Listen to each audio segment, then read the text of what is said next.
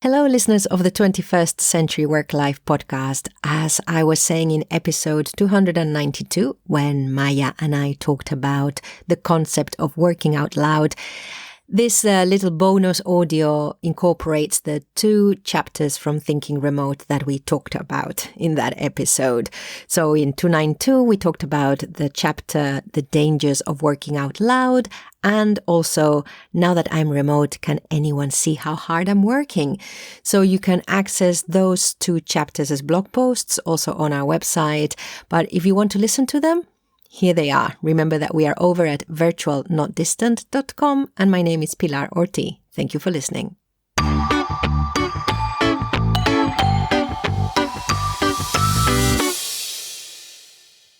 Chapter 3. The Dangers of Working Out Loud. We talk a lot about working out loud at Virtual Not Distant. While this is a practice that helps team members stay connected and aligned, we need to be aware of potential pitfalls and the impact that it can have on independent productivity.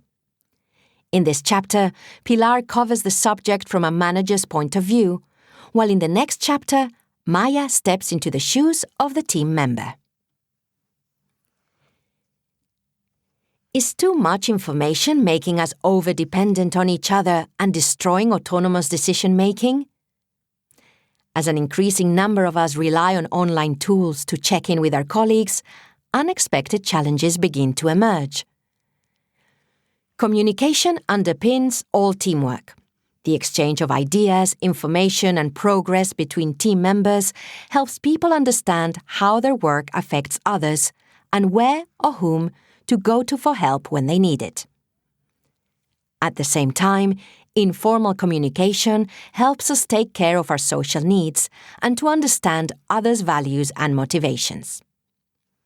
Indeed, Sandy Pentland and his team at MIT concluded a few years ago that approximately 30% of a team's variation in performance can be attributed to the patterns of face-to-face communication within the team and with other teams.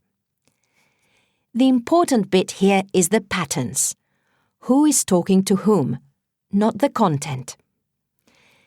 It is difficult enough to foster high-quality communication when team members share the same physical space, that is, when they are co-located. I have a friend who wanted to organize a team-building day because, in his words, nobody talks to each other in the office. Everyone just stares at their screens. Whether a one-off session would be the answer to this is quite another matter, but the point is, the problem was obvious. Lack of communication does not just happen in remote teams. I can't see you. When we begin to work in a virtual or partly remote fashion, one of our fears is that our communication with team members will be sparse. We will not know what everyone is working on, or we will lose the human connection. The solution that myself and other virtual experts offer is to narrate your work, to work out loud. So we go into our collaboration platforms every day, be it Slack, Basecamp, Trello, Microsoft Teams, or any others that might pop up in the next few years, and we have visible conversations with team members to avoid losing all the bits of information that we would overhear in the office. We hyper-communicate for fear of under-communicating and to make sure that we do not lose that sense of team. We communicate openly, online, all the time. This includes you, the manager. Now you can see the conversations that people have about a task. You can read every small request for information or help. You can watch people struggle through their process, one that is essential to them as they figure out how to innovate. And all the while, because we are trying to move away from the dysfunctional hierarchical structures we all love to hate, you are trying not to interfere. You are reminding yourself that team members like autonomy, that you don't have all the answers, that you are just creating the environment within which they can thrive. And yet, look at all the information you have about their work progress, there online for you to see 24 hours a day. Is giving up control becoming increasingly difficult? Allow me to share a story from one of my favorite books, Team of Teams. The author, General Stanley McChrystal, advocates for flatter, networked organizations and more autonomous decision-making. What I really enjoyed in the book is the use of historical examples of military commanders who were much less of a control freak than many leaders we might think of today. Comparing 1860s Navy commander Commodore Perry, who was separated from his fleet by large expanses of water, and Army official Ulysses S. Grant, who could get his message to his men relatively fast, McChrystal explains, the inability to communicate with a far-off fleet demanded that Perry be given levels of autonomy he would never have realized as a commander of land forces. Fast forward to today, when organizational leaders and managers, and actually all of us, have so much access to what others are doing. When they can see what's going on, leaders understandably want to control what's going on. It's a difficult one. One of our biggest fears is that managers and others in charge of teams struggle with feeling like they have less control over what people are doing when they are not in the office with them. So, as we try not to feed that fear by regularly sharing our progress and even our thought process, aren't we just feeding the control beast instead? How much information is too much? So far, we have the tools to stay in touch and keep track of our progress as a team. We have identified the processes which can help us to use the tools effectively, and we are adopting some of the new behaviors for working in this way. Now, it's time to start asking ourselves, how much information is too much? What decisions can I take on my own without having to run them by team members? In a co-located space, it's very difficult to ask everyone, but now it takes as much effort to send a private message as it takes to post it in a team space. Where is the line between offering help and interfering? In the spirit of teamwork and establishing open communication channels, are we slowly approaching a dangerous dependency on others to do our work? Hopefully not, as long as we continue to review how we work together, establish boundaries, and turn off those pesky notifications. Leadership Reflections. If this chapter has given you pause for thought about your own control needs as a leader or potential overdependencies in your team, here are some ideas to help you surface this consciously for discussion. 1. Is everyone clear about decision-making boundaries and on what they do and do not need to consult? Maybe this is explicit in a team agreement, but sometimes it can come about via culture and practice. For example, if everyone else checks in about refunding small amounts to dissatisfied customers, then I had better run it past my manager too. Agreeing as a team about specific operational parameters, for example, do whatever it takes to make the customer happy if it costs less than £50, is a useful exercise for your team anyway. 2. Am I as a leader projecting any innate insecurities or control freak tendencies which could be undermining the autonomy of my team members and making them feel that they have to run everything by me? And 3. Is there any tendency for people to over-narrate out of a sense of their own insecurities about visibility? If so, try reading and discussing the next chapter to consciously surface any underlying presenteeism, either as part of individual performance reviews or as a team-building strategic direction.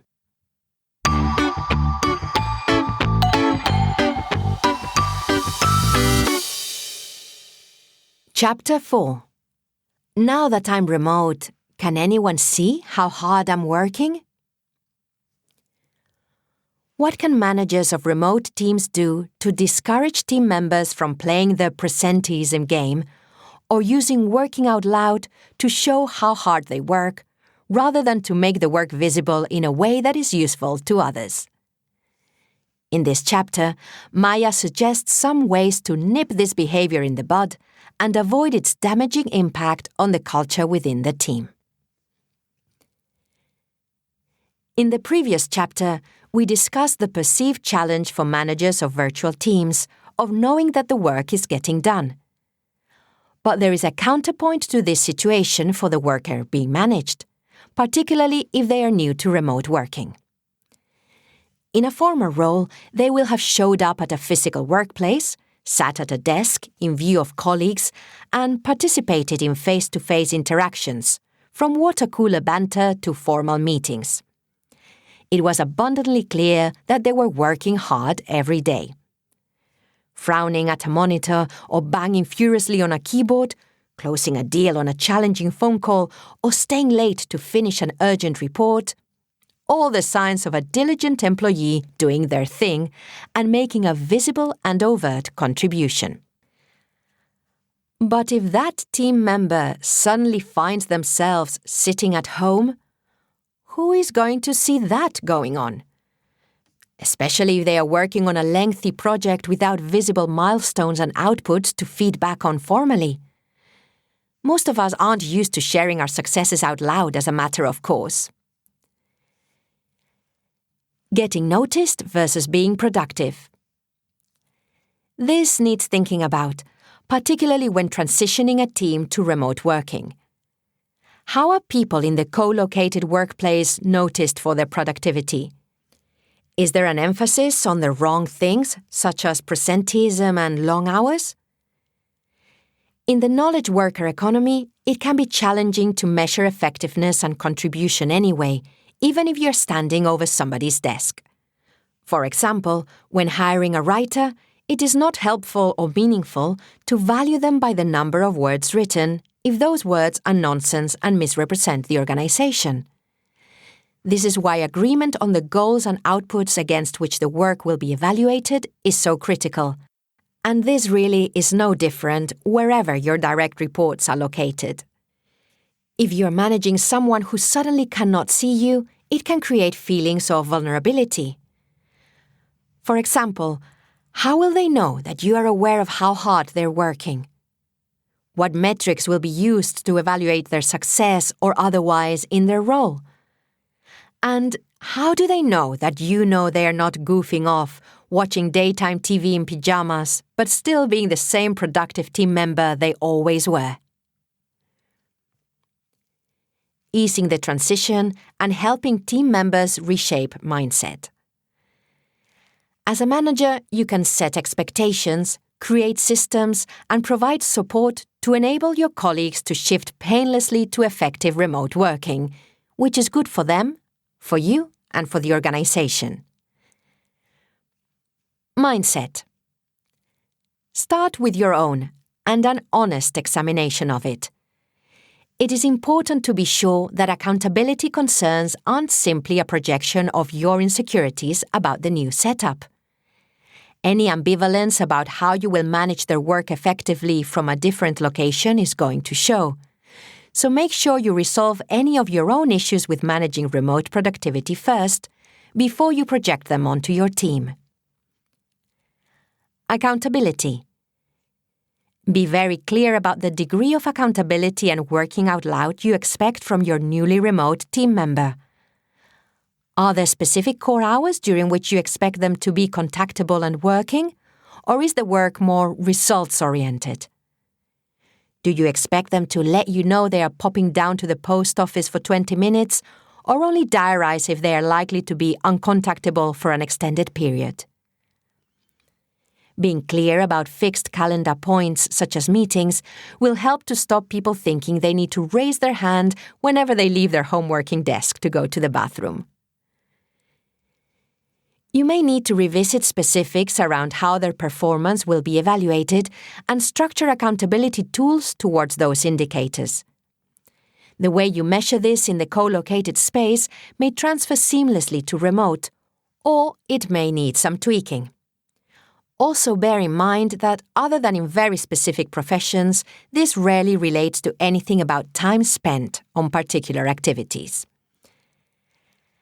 I can recall consulting in a client service-based office once, where it emerged that all timesheets were hurriedly reconstructed most Friday afternoons when HR sent the reminder email out, and constituted little more than creative guesswork in most cases as a result. So that wasn't working. Look at me and how hard I'm working. It's important to nip in the bud any demonstrated tendencies to replicate presenteeism games in the online office. Replacing the jacket on the back of the chair with a habit of checking out shared documents ridiculously early in the morning or replying to emails and instant messages late at night shouldn't impress anyone. From a supervisory point of view, all it points to is poor time management skills in need of remedy. Similarly, be ready to constructively challenge any emergent culture of martyrdom where team members might feel the need to boast about their all-nighters or play games of long hours one-upmanship. How many hours each person needs in order to deliver their work is an individual performance management issue, and if this starts to become a public yardstick for success, there is something very unhealthy going on in the team.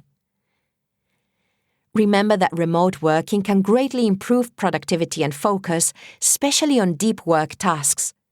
So make sure your team members know that it's actually fine if they get things done more quickly and efficiently than they did in the office, with all its noise and distraction, and then spend the rest of their time however they choose. Sharing the work should not take longer than doing the work.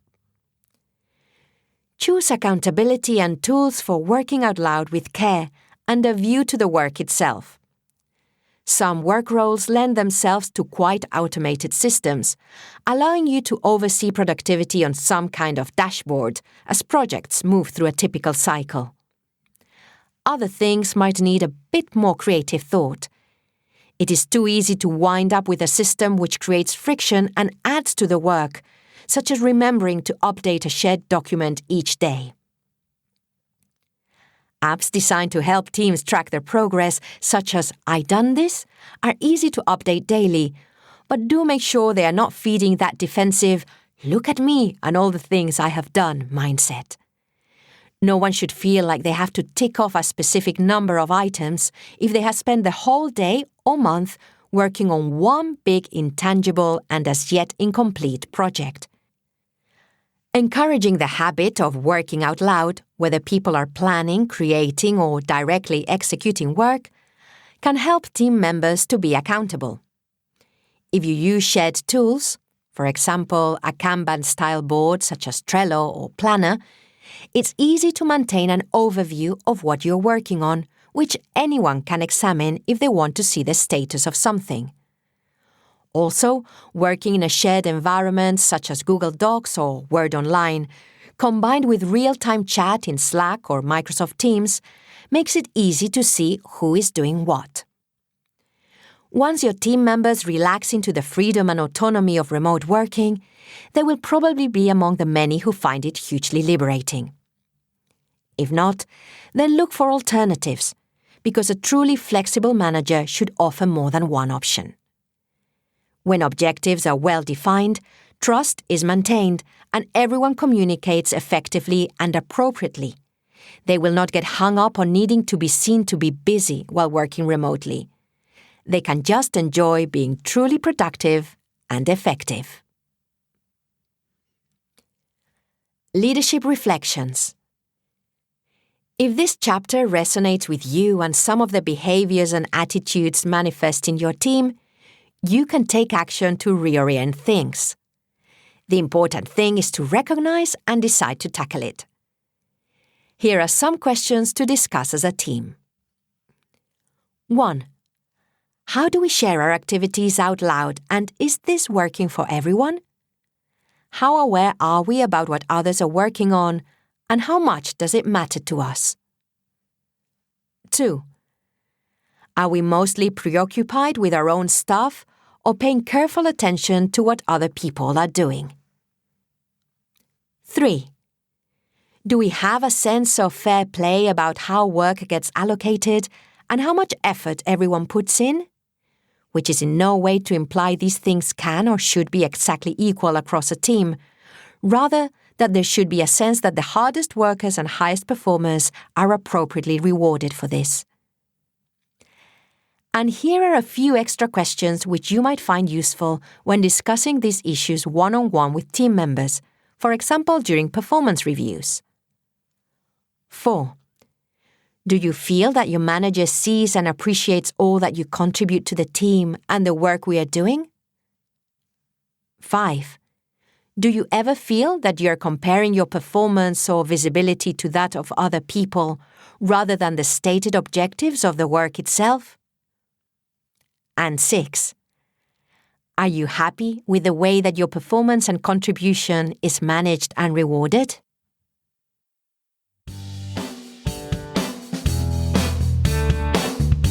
A big thank you for listening to the 21st Century Work-Life podcast produced by Virtual Not Distant. If you have something to add to the conversation, let us know through the contact form over at virtualnotdistant.com. I have been your host, Pilar Orti, and I'm signing off now. Wherever you are, whatever you're doing, enjoy.